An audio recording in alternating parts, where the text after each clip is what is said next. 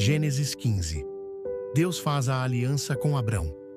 Passados esses acontecimentos, o Senhor falou a Abrão, por intermédio de uma visão: Não temas, Abrão.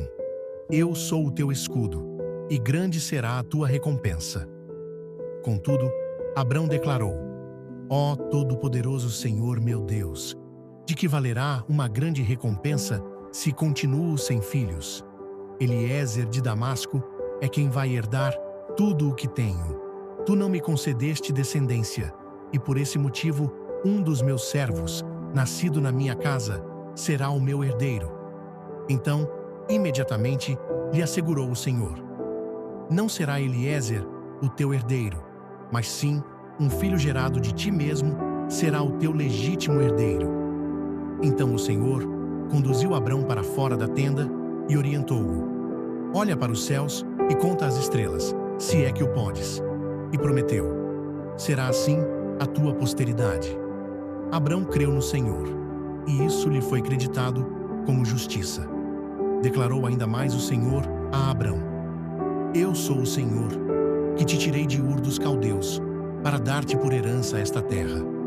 Indagou-lhe Abrão: Ó soberano Senhor, como posso saber que tomarei posse desta terra?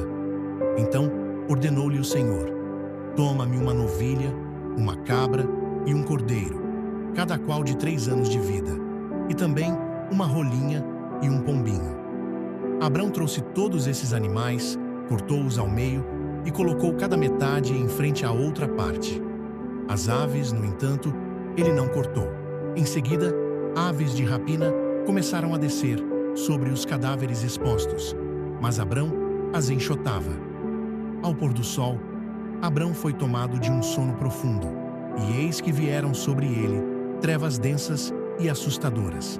Então o Senhor falou a Abrão: Sabe com toda a certeza que a tua posteridade será peregrina em terra alheia, e será reduzida à escravidão, e será afligida por 400 anos. Contudo, eu julgarei e castigarei a nação que a fizer sujeitar-se à escravidão. E depois de muitas aflições, teus descendentes sairão livres, levando muitas riquezas. Tu, porém, gozarás de uma velhice abençoada. Morrerás em paz, serás sepultado e irás reunir-te com os teus pais no mundo dos mortos. Depois de 4 gerações, teus descendentes retornarão para estas terras, porquanto não expulsarei os amorreus até que eles se tornem tão malignos que mereçam ser severamente castigados. Com a chegada da noite, veio a escuridão. De repente, surgiu um braseiro que soltava fumaça, e uma tocha de fogo. E o braseiro e a tocha passaram pelo meio dos animais divididos. Naquele mesmo momento, fez o Senhor a seguinte aliança com Abrão: Aos teus descendentes dei esta terra, desde o ribeiro do Egito até o grande rio, o Eufrates, a terra dos queneus, dos quenezeus, dos cadimoneus, dos hititas, dos ferezeus, dos refaíns, dos amorreus, dos cananeus, dos girgazeus e dos jebuseus. Deus fala ao medo antes de falar da promessa. Gênesis 15, versículo 1. Não temas, Abrão. Eu sou o teu escudo, e grande será a tua recompensa. Abrão havia passado por batalhas, decisões difíceis e expectativas frustradas.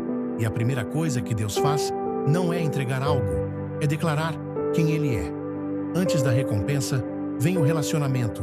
Antes da promessa, vem a proteção. Antes do futuro, vem o cuidado.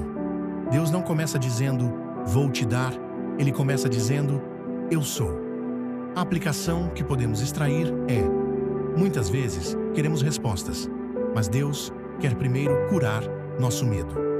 Quando Ele se revela como escudo, Ele está dizendo: o que te protege não é a circunstância, sou eu. Essa verdade é completa. Quando Deus se apresenta como escudo, Ele encerra o medo. A dor da espera não cancela a promessa. Gênesis 15, versículos 2 e 3. Abrão expõe sua frustração. De que vale a recompensa se continuo sem filhos? Aqui vemos algo poderoso. Fé não é ausência de questionamento. Fé é levar o questionamento para Deus. Abrão não esconde sua dor, ele verbaliza sua angústia, e Deus não o repreende. Deus responde. A aplicação que podemos extrair é: esperar não significa que Deus esqueceu. Significa que Ele está construindo algo maior do que você consegue ver. Essa parte termina com uma verdade clara. Deus não se ofende com a sinceridade de um coração que ainda crê. Deus redefine o herdeiro. Gênesis 15, versículos 4 e 5. Não será Eliezer o teu herdeiro, mas um filho gerado de ti mesmo. Deus tira Abrão da tenda e manda olhar para o céu. Tenda representa limitação. Céu representa visão ampliada. Às vezes estamos analisando nossa vida olhando para dentro da tenda, e Deus nos chama para fora. A aplicação que podemos extrair é: o tamanho da promessa não combina com a dimensão do seu cenário atual. Quando Deus diz, conte as estrelas, Ele está ensinando que o futuro não será medido pela lógica humana. Essa declaração é definitiva. O que Deus promete não depende das circunstâncias visíveis. O versículo que muda a história da fé. Gênesis 15, versículo 6. Abrão creu no Senhor, e isso lhe foi creditado como justiça. Não foi obra, não foi desempenho, foi fé. Abrão ainda não tinha o filho, ainda não tinha a terra, mas já tinha confiança. A aplicação que podemos extrair é: a justiça diante de Deus começa quando confiamos antes de ver. Esse versículo conclui algo central. Fé é decidir acreditar no caráter de Deus antes de ver o cumprimento da promessa. A aliança no meio da escuridão. Gênesis 15, versículos 9 a 12. Abrão prepara os animais conforme a ordem de Deus. Depois vem o silêncio. Depois as aves de rapina. Depois o sono profundo. Depois as trevas. Muitas vezes, o processo da promessa passa por momentos que parecem ausência de Deus. Mas observe, enquanto Abrão dormia, Deus estava trabalhando. A aplicação que podemos extrair é: há batalhas que você enfrenta acordado, e há promessas que Deus resolve enquanto você descansa. Essa parte fecha com uma certeza. Mesmo na escuridão, Deus continua conduzindo o plano. Deus anuncia sofrimento, mas também libertação. Gênesis 15, versículos 13 e 14. Deus revela que seus descendentes seriam escravizados por 400 anos, mas Ele também declara: eu julgarei a nação, e sairão com muitas riquezas. Deus não esconde que haverá processos difíceis, mas Ele também não esconde o final da história. A aplicação que podemos extrair é: o sofrimento nunca é a última palavra quando há uma promessa sobre sua vida. Essa revelação termina com esperança clara. Deus não apenas permite o processo, Ele controla o desfecho. A aliança unilateral, Deus passa sozinho. Gênesis 15, versículos 17 e 18.